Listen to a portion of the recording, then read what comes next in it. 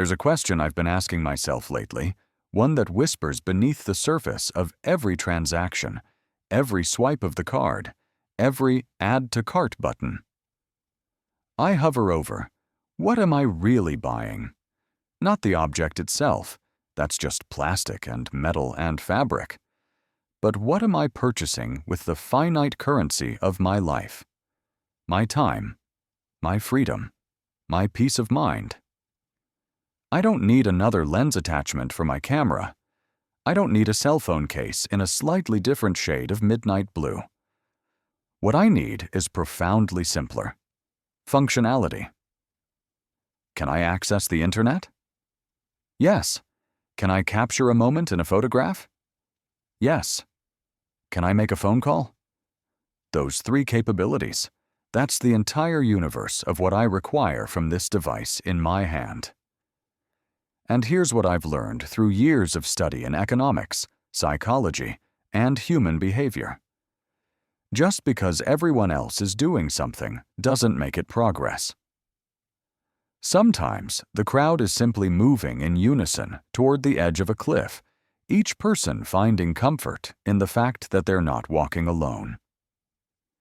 Today, I want to share something with you.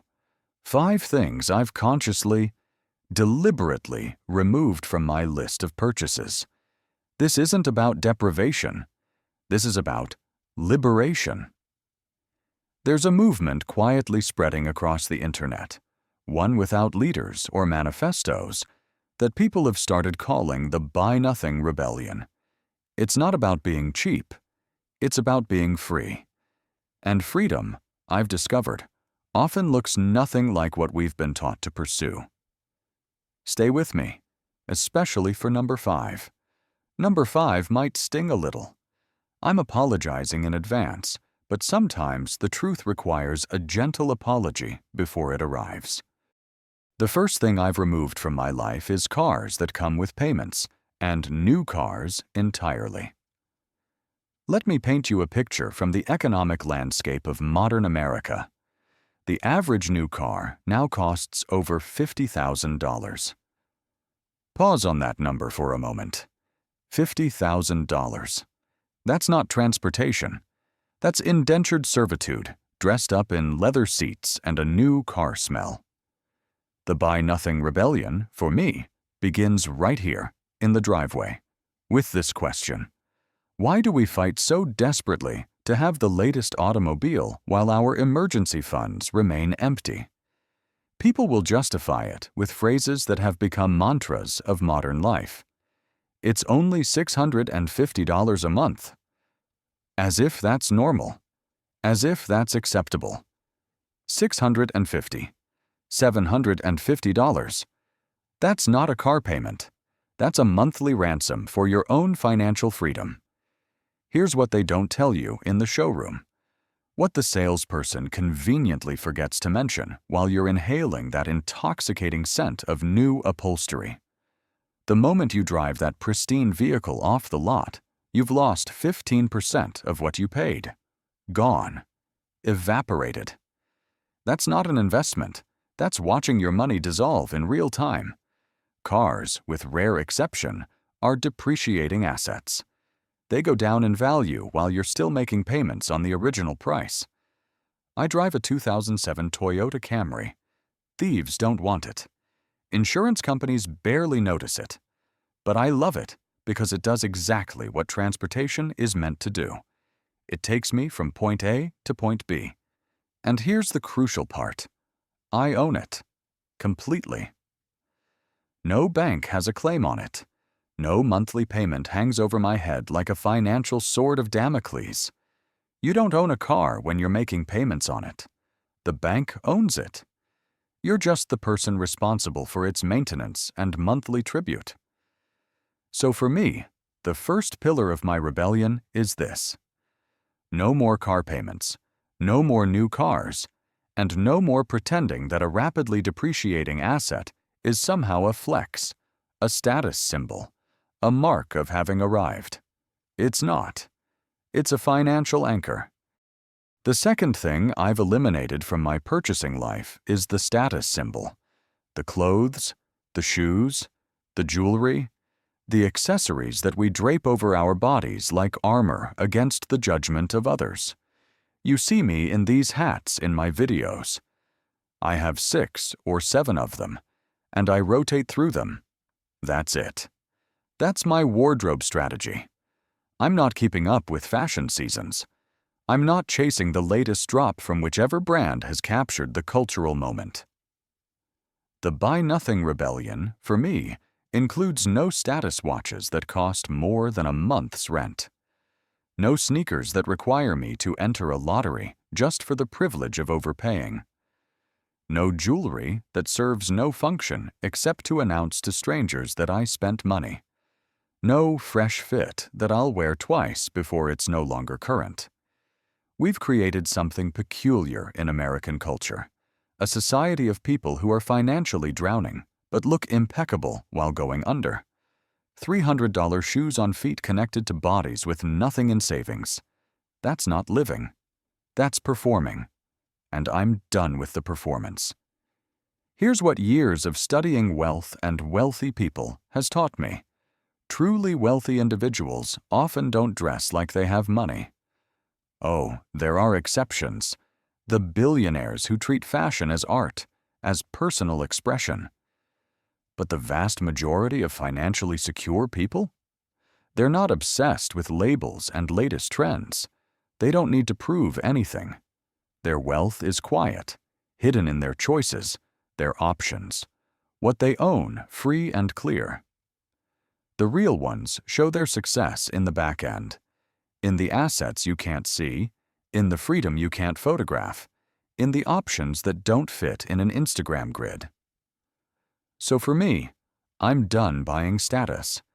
If it's about a label or the latest trend, count me out. Because in the long run, status doesn't pay the mortgage. Status doesn't buy freedom. Status doesn't purchase peace of mind. And those are the only currencies I'm interested in accumulating now. The third thing I refuse to buy is luxury vacations, especially on credit cards. Let me be clear about something. I'm not against travel. I'm not suggesting we should never leave our hometown or experience different cultures. Travel can be profound, educational, transformative. But here's my boundary. If I can't save for it and pay for it in cash, I'm not going. I'm not flying to paradise to sit on a beach in Dubai, only to return home and be financially broke again. That's not a vacation. That's a transaction where you trade one kind of stress for another. That's when a vacation becomes a financial hangover, and the headache lasts far longer than the tan. Too many people are financing fun, borrowing against their future to purchase experiences in the present. They call it self-care. They say, I need a mental health break, so I have to take this trip to Greece. But do you? Do you really need to fly across the world to take care of your mental health? Or could you take a walk in a park 30 minutes from your home? Could you hike a local trail? Could you sit in silence somewhere beautiful and free? I'm not judging the need for mental breaks. We all need them. What I'm questioning is this idea that we have to purchase expensive experiences and then justify them with therapeutic language.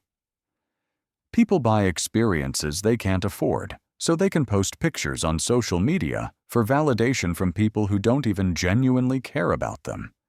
That's not wellness. That's performance anxiety with a passport. I'm not paying for an experience that brings stress when the credit card bill arrives. When I travel, it will be pressure-free, guilt-free, credit card-free, because peace of mind is the real luxury. If I can't afford it, I wait. It's called patience. I plan for it, save for it, and when I go knowing that the bills back home are handled. That's just me. You're welcome to disagree, but that's my line in the sand. The fourth thing I'm done buying is new phones. I'm opting out of the upgrade trap entirely. This phone in my hand works perfectly fine. I'm not upgrading until it stops doing what I need it to do. When my telecom provider sends me an email announcing it's time to upgrade, I recognize that for what it is, not an opportunity, but a trap. We've been trained, conditioned like Pavlov's dogs, to chase these upgrades as if they represent progress. But really, it's just another payment plan, another way to keep you on the treadmill of endless consumption. I don't need another camera lens. I don't need a case in a slightly different color. All I need is functionality. Can I access the internet? Yes. Can I take a photograph? Yes.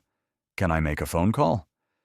Those three things, that's the entire job description of this device.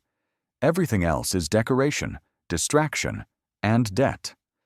This upgrade culture is how they keep you locked in, generation after generation, never fully owning your device, always owing, always upgrading. I'm opting out.